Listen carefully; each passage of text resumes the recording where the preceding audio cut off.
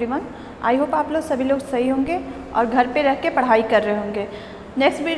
पहले वीडियो में मैंने आपको जो एक्सरसाइजेस करवाई थी, अब उसका जो है सेकंड जो है क्वेश्चन आंसर करवाना है।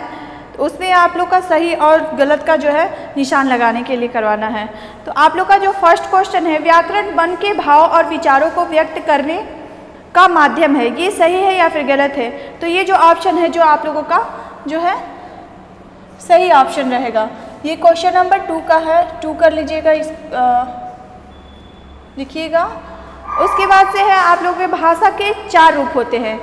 भाषा के मुख्यतः आप लोगों ने पढ़ा है, भाषा के मुख्यतः 2 रूप होते हैं, एक होता है लिखित भाषा और एक होता है मौखिक भाषा। तो यहाँ पे जो क्वेश्चन दिया गया है वहाँ पे है भाषा के 4 रूप है। तो ये जो है ऑप्शन जो है आप लोग का जो सेकेंड है वो गलत रहेगा।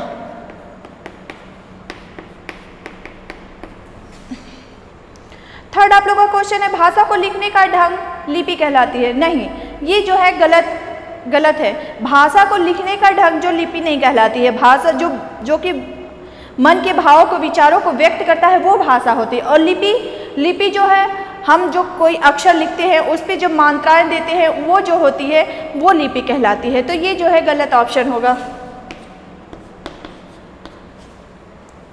उसके बाद आप लोग का है हिंदी जो है कौन सी लिपि में लिखी जाती है? तो आप लोग को मालूम है कि हिंदी जो है देवनागरी लिपि में लिखी जाती है और यहाँ पे दिया है कि हिंदी जो है रोमन लिपि में लिखी जाती है। तो ये भी जो है गलत होगा।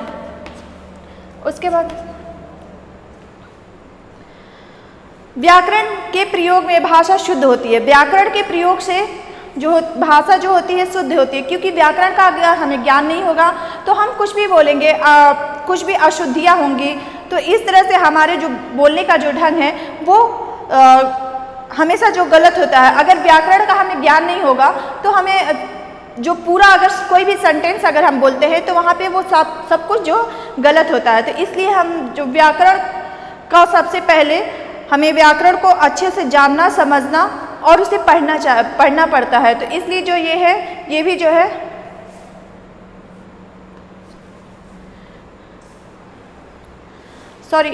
ये जो है आप लोग का जो है ये सही होगा।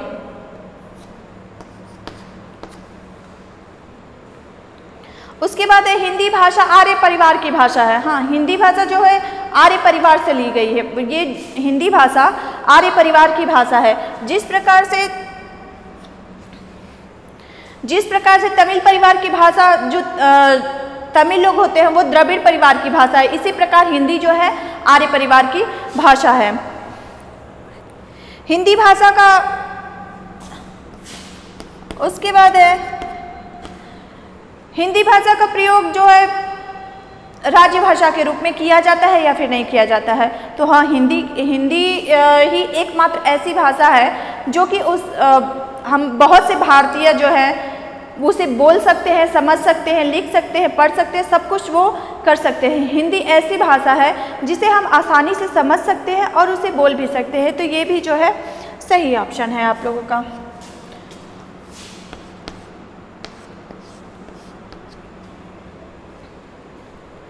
उसके बाद एक कन्नड़ जो है, कन्नड़ भाषा द्रविड़ परिवार की भाषा है। नहीं, कन्नड़ जो है किस परिवार की भाषा है? तो कन्नड़ जो है द्रविड़ परिवार की भाषा है।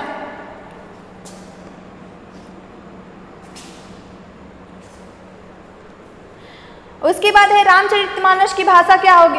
रामचरितमानस किस भाषा में लिखी गई है? तो रामचरितमानस जो है अवधी भाषा में लिखी गई है, ना कि ब्रज भाषा में लिखी गई है। तो ये भी जो ऑप्शन जो आप लोग का होगा वो गलत ऑप्शन है। उसके बाद है हिंदी भाषा जो है हिंदी भाषा के लिए अब कंप्यूटर में भी हिंदी भाषा जो है आ गई है। तो ये जो है इसका जो क्वेश्चन है, हिंदी कंप्यूटर की भाषा नहीं बन सकती। तो ये जो है गलत होगा, क्योंकि हिंदी में भी बहुत सारे अब कंप्यूटर जो आ रहे हैं, तो इसलिए हिंदी कंप्यूटर की भाषा जो है बन सकती है। उसके बाद आप लोग का जो है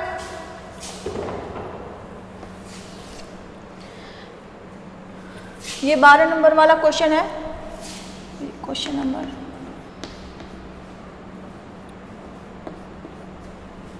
क्वेश्चन नंबर 13 जो है आप लोग को अपने से खुद अपने से करना होगा, उसे मैं होमवर्क के लिए आप लोग को दे रही हूँ।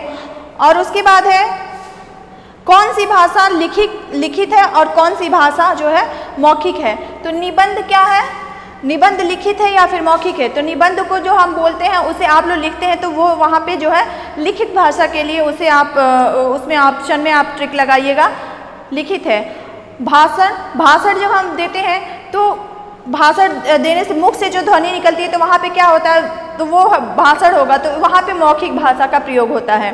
टेलीफोन पे बात करना, टेलीफोन पे भी बात करना मौखिक भाषा है। कविता पाठ करना वो भी मौखिक भाषा है। प्रश्न पत्र हल करना, प्रश्न पत्र हल कैसे किया जाता है तो उसे लिखना पड़ता है, प्रश्न पत्र हल करने के लिए उसे लिखना पड़ता है। ईमेल भेजना ये भी आप लोग का लिखित है। वार्तालाप करना ये मौखिक हो जाएगा। और अंताक्षरी ये भी मौखिक हो जाएगा। उसके बाद से आप लोग का 14 क्वेश्चन नंबर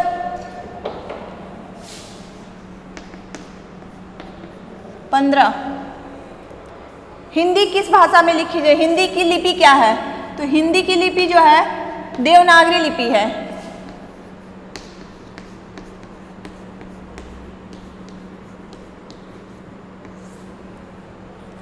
उसके बाद है पंजाबी की लिपि। पंजाबी किस लिपि में लिखी जाती है, तो पंजाबी गुरुमुखी लिपि में लिखी जाती है।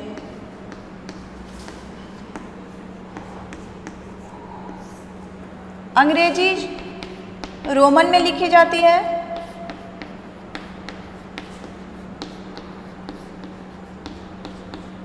संस्कृत देवनागरी लिपि।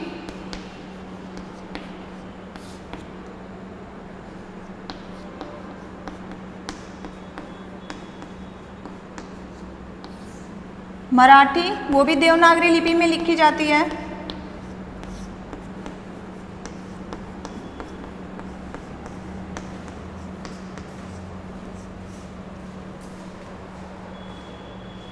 उर्दू जो है वो आपकी फारसी लिपि में लिखी जाती है।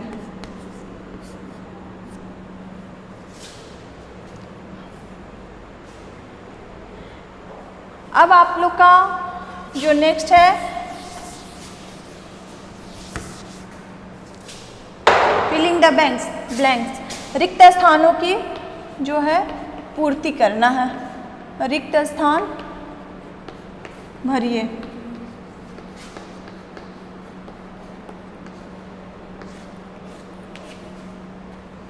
क्वेश्चन है भाषा शब्द धातु से बना है, इसके बीच में क्या रहेगा, तो इसके बीच में जो गैप है वहां पे रहेगा भाषा शब्द संस्कृत की, पहला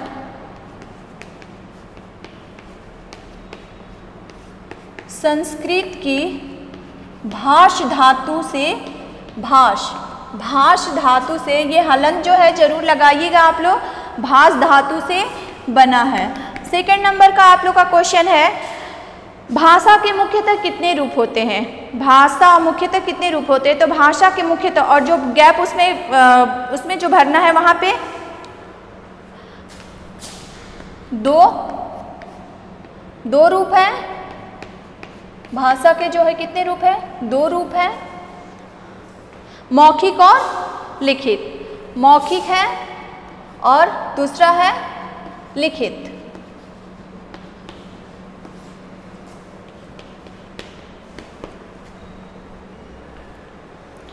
हिंदी की भाषा व्यवस्था के कितने स्तर हैं, तो हिंदी भाषा की व्यवस्था के 3 स्तर हैं। 3 स्तर है।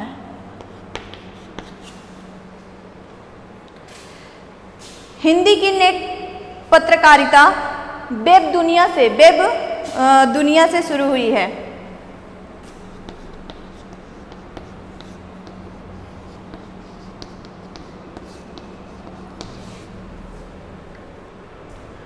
उसके बाद है भाषा का लिखित रूप अस्थाई होता है। भाषा का कौन सा रूप अस्थाई होता है, तो लिखित रूप जो है उसका अस्थाई होता है। उसके बाद छठवां है भाषा का मौखिक रूप मूल रूप होता है। भाषा का मौखिक रूप जो होता है वो मूल रूप होता है।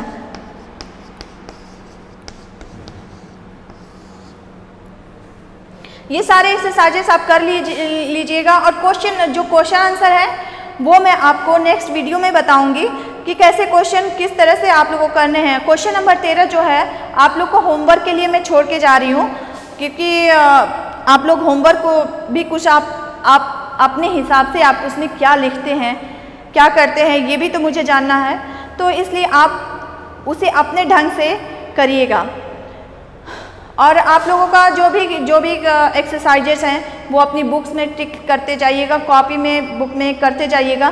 क्वेश्चन आंसर जो है अपनी कॉपी में करिएगा और जो एक्सरसाइजेस है वो आपको बुक में करनी है।